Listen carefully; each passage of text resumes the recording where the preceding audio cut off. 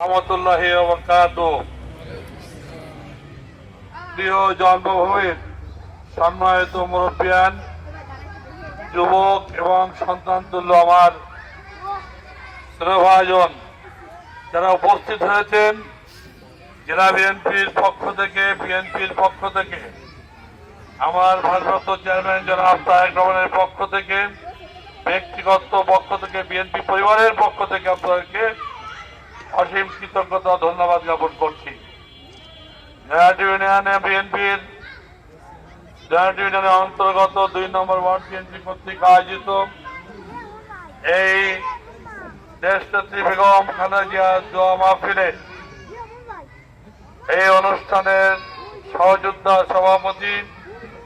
স্নেহের দিদার, এই মাটির সন্তান, উপস্থিত প্রধান বক্তা, খুলনা রূপসা উপজেলা বিএনপির বিপ্লবী আহ্বায়ক,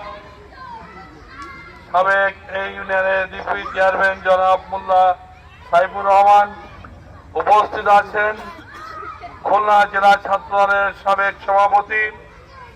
অত্যন্ত পরিশ্রমী সফল নেতৃত্ব স্নেহভাজন তারকাদার সন্তান স্নেহভাজন কামরান হাসান সহ বিএনপি জেলা, উপজেলা,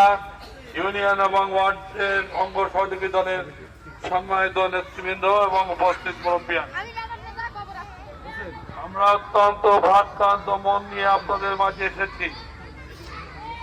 দীর্ঘ প্রায়